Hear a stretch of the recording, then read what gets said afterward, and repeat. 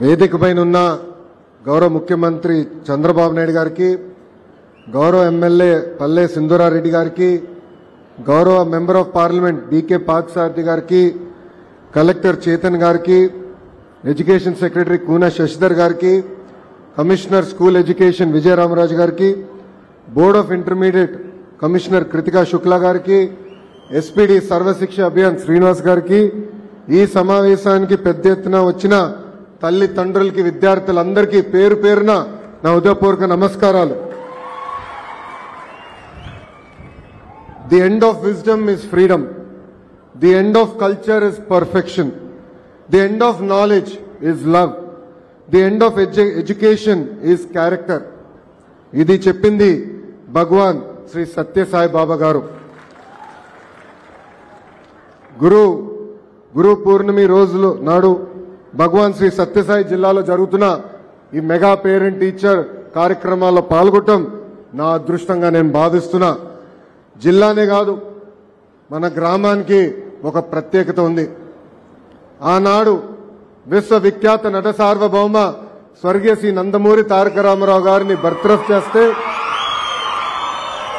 ప్రజలు స్వచ్ఛందంగా స్పందించి అది రాజ్యాంగం విరుద్ధం అని చెప్పి పోరాడి ఇద్దరు వాళ్ళ జీవితం కోల్పోయారు. మన గ్రామం, అది మన గ్రామ విశేషత. నేను చదువుకునే రోజుల్లో కూడా పేరెంట్ టీచర్ మీటింగ్ జరిగేది.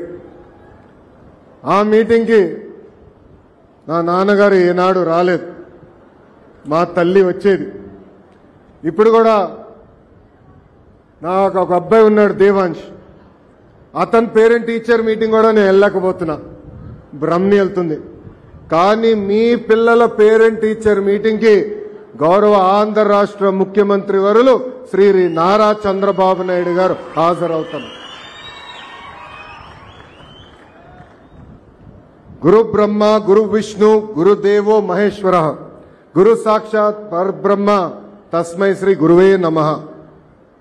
అంటే ప్రతి విజయం వెనకాల గురువు ఉంటారు.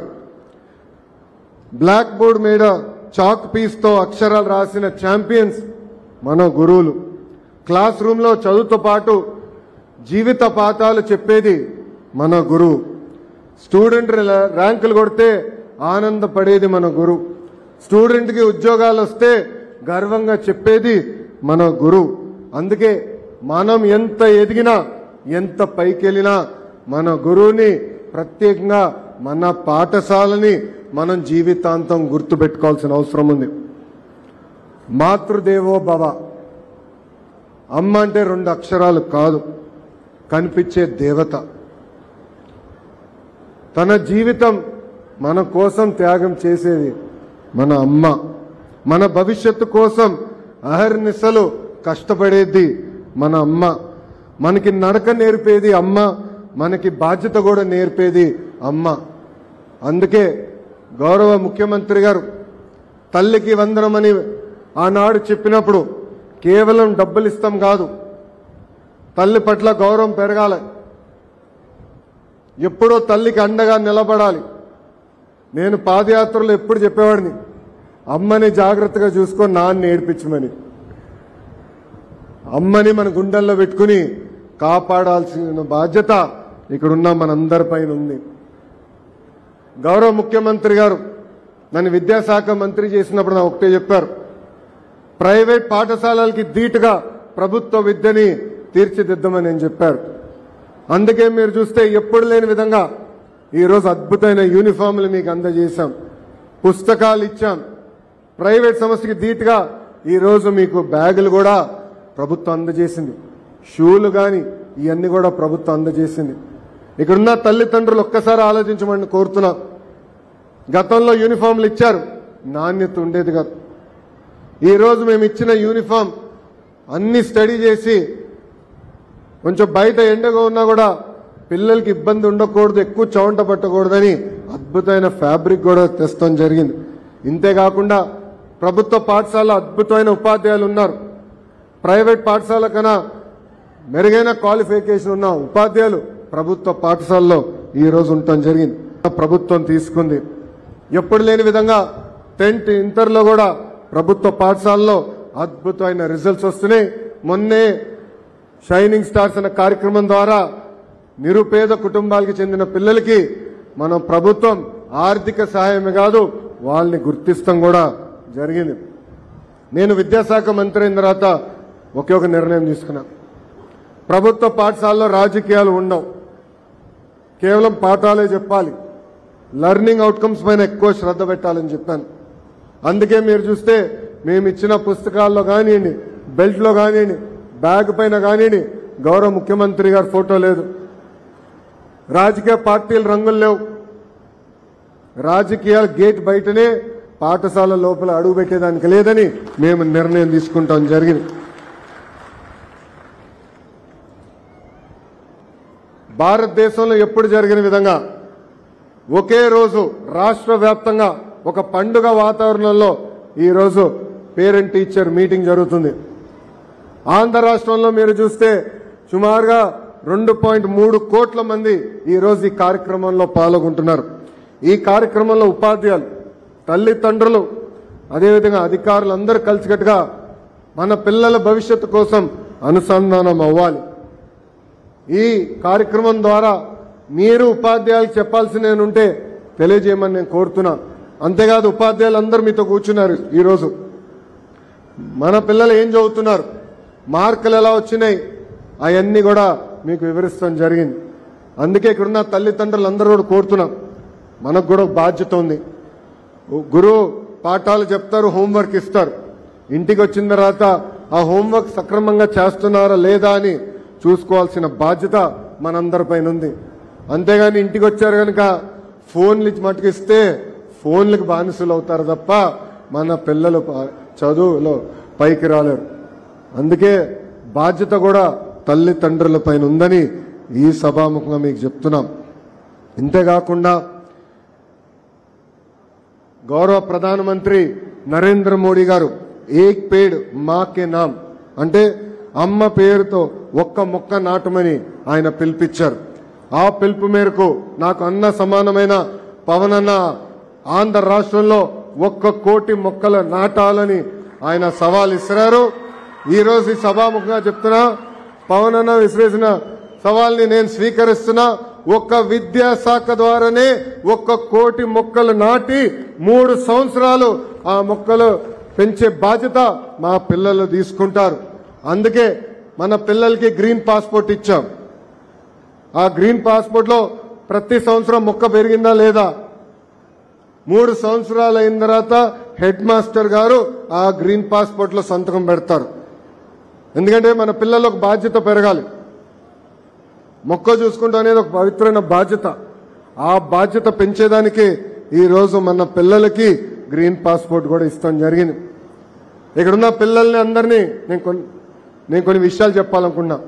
నా జీవిత ప్రయాణంలో నేను ఎన్నో నేర్చుకున్నా, మీతో పాలు పంచుకోవాలనుకుంటున్నా. మొదటిది, రోడ్ లెస్ ట్రావెల్డ్ పైన మనం నడక చేయాలి. అంటే అందరూ ఒక దారి వెళ్తే మనం ఇంకొక ప్రత్యేకమైన దారి మనం ఎంచుకోవాలి. దీనికి నేను రెండు ఉదాహరణలు ఇస్తాను నా జీవితంలో. మొదటిది, 2019లో గౌరవ ముఖ్యమంత్రి నారా చంద్రబాబు నాయుడు గారు నువ్వు ఎక్కడ పోటీ చేస్తావంటే ఎప్పుడు గెలవని నియోజకవర్గం నాకు ఇవ్వమని నేను కోరా. ఆ నియోజకవర్గం పేరు మంగళగిరి. 2019లో 5,300 ఓట్లు మెజార్టీతో నేను ఓడిపోయా. ఓడిపోయిన రోజు నాలో బాధ ఆవేదన వచ్చింది. కానీ రెండో రోజు నుంచి ఆ బాధ ఆవేదన నాలో కసి పెంచి 5 సంవత్సరాలు కష్టపడి మళ్ళీ అక్కడనే పోటీ చేయాలని, గెలవాలని ఆనాడు నిర్ణయం తీసుకున్నాం. 2024లో యావత్ ఆంధ్ర రాష్ట్ర చరిత్రలో ఎప్పుడు రాని విధంగా నాకు మెజారిటీ ఇచ్చారు మంగళగిరి ప్రజలు. ఇది మన పిల్లలకి నేను ఎందుకు చెప్తున్నా, ఈరోజు పేపర్ చదువుతుంటే చాలా బాధ వస్తుంది. ఒక్క సబ్జెక్ట్లో తక్కువ మార్కులు వచ్చినాయని పిల్లలు ఆత్మహత్య చేసుకుంటున్నారు. ఒక్క సబ్జెక్ట్లో ఫెయిల్ అయ్యారని పిల్లలు ఆత్మహత్య చేసుకుంటున్నారు. అవసరం లేదు. ఒక మార్క్ తగ్గిందనో ఒక సబ్జెక్ట్లో వెనకబడ్డామని బాధపడాల్సిన అవసరం. ఆ ఫెయిల్యూర్ మనలో కసి పెంచాలా, పట్టుదల పెంచాలా, మళ్ళీ సాధించి కానుకగా తల్లిదండ్రులకి ఇచ్చే బాధ్యత ఇక్కడున్న మన అందరిపైన ఉంది. రెండోది, నేను విద్యాశాఖ మంత్రి అవుతున్నానంటే చాలా మంది నాకు ఫోన్ చేశారు. అంత కఠినమైన శాఖ నీకు అవసరమా? సంఘాలు ఉంటాయి, మధ్యాహ్న భోజనం లేని అటు ఇటు పొరపాట్లు అవుతే మళ్ళీ నీకే ఇబ్బంది అంటే నేను చెప్పి అందుకే విద్యాశాఖ నాకు కావాలి. కష్టమైన పని నాకు ఇష్టం. ఈరోజు గౌరవ ముఖ్యమంత్రి గారి ఆదేశాల మేరకు మన పిల్లల భవిష్యత్తు తీర్చిదిద్దే బాధ్యత నాకు ఇచ్చారు. అందుకే మీరు చూస్తే అద్భుతమైన సంస్కరణలు ఈరోజు నేను విద్యాశాఖ మంత్రిగా తీసుకొస్తాం జరిగింది. గతంలో మనందరం చూసాం, చిక్కీలో కానీ గుడ్లో కానీ మధ్యాహ్న భోజనంలో కానీ నాణ్యత లేకుండా పోయింది. నేను ఈరోజు గర్వంగా చెప్తున్నా, నాకు తెలిసినంత వరకు భారతదేశంలోనే ఏ ముఖ్యమంత్రి పిల్లలకి ఇస్తున్న మధ్యాహ్న భోజనం తినలేదు. డిసెంబర్లో జరిగిన మెగా పేరెంట్ టీచర్ మీటింగ్లో గౌరవ ముఖ్యమంత్రి గారు మన పిల్లలు తింటున్న భోజనమే తినారు. ఆనాడు మన పిల్లలు ఎక్కడ కూర్చుంటారో నేలపైన కూర్చుని పిల్లలతో కలిసి మెలిసిగా భోంచేస్తాం జరిగింది. ఆ రోజే గౌరవ ముఖ్యమంత్రి గారు మనసులో పడింది, అన్నం బాలేదు, మార్చాలని నిర్ణయించారు. తిరిగి నేను ముఖ్యమంత్రి గారితో హెలికాప్టర్లో ప్రయాణం చేస్తే 30 నిమిషాల పాటు మన పిల్లలకి ఇస్తున్న భోజనం గురించి ఆయన మాట్లాడారు. అక్కడి నుంచే వచ్చింది ఈరోజు మన పిల్లలకి ఇచ్చే సన్న బియ్యం. దొక్క సీతమ్మ గారి పేరుతో మధ్యాహ్న భోజనం ఈరోజు నాణ్యమైన సన్న బియ్యంతో మన పిల్లలకి అందజేస్తున్నారు గౌరవ ముఖ్యమంత్రి శ్రీ నారా చంద్రబాబు నాయుడు గారు. అంతేకాదు, గొప్ప వ్యక్తి డాక్టర్ సర్వేపల్లి రాధాకృష్ణన్ గారి పేరుతో మన పిల్లలకి ఈరోజు కిట్లు కూడా మన అందజేస్తాం జరుగుతుంది. అంతేకాకుండా భగవాన్ శ్రీ సత్యసాయి ట్రస్ట్ ద్వారా ఏకంగా రాగి జావా కూడా మన పిల్లలకి ఉచితంగా మన ప్రభుత్వం అందజేస్తుంది.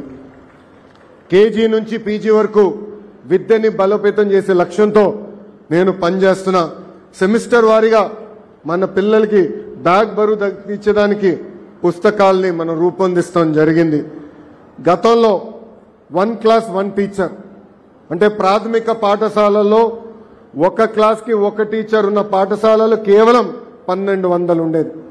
అలాంటిది మన ప్రభుత్వం అంటే ప్రజాప్రభుత్వం ఏర్పడిన తర్వాత ఆ సంఖ్యని 9600 పాఠశాలలకి తీసుకెళ్తాం జరిగింది.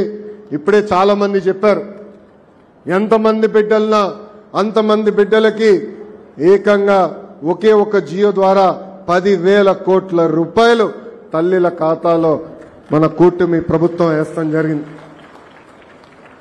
విద్యాశాఖలో ఇప్పుడు ఒక యాప్ తీసుకొచ్చాం. ఆ యాప్ పేరు లీప్ యాప్. తల్లిదండ్రులందరూ డౌన్లోడ్ చేసుకోవాలి యాప్. ఆ యాప్ ద్వారా మీ పిల్లలు పాఠశాలకు వచ్చారా లేదా మీకు తెలుస్తుంది, మార్కులు ఎంత వచ్చినా తెలుస్తుంది. అంతేకాకుండా మీరు ప్రభుత్వానికి ఏమైనా తెలియజేయాలంటే అంటే మధ్యాహ్న భోజన పథకం పైన కానివ్వండి, లేదంటే చేస్తున్న ఇతర కార్యక్రమాలపైన మీరు అభిప్రాయాలు తెలియజేయాలనుకుంటే ఆ యాప్ ద్వారా తెలియజేసే అవకాశం ఉంటుంది. ఇది 1st క్లాస్ నుంచి 12th క్లాస్ వరకు అంటే మీ పిల్లల మొత్తం చదువు ప్రయాణంలో ఒకే ఒక యాప్ ద్వారా మీకు ఆ వివరాలు కూడా ప్రభుత్వం అందజేయబోతుంది. Mega DSC నిర్వహించాం. ఉపాధ్యాయుల కొరత ఉంది. అందుకే ఎప్పుడు లేని విధంగా 16,347 పోస్టులు భర్తీ చేసి మెగా డిఎస్సి నిర్వహించాం. ఆగస్ట్ మాసంలో ఆ ఉపాధ్యాయుల్ని పాఠశాలలు కూడా పంపించే బాధ్యత మేము తీసుకుంటున్నాం.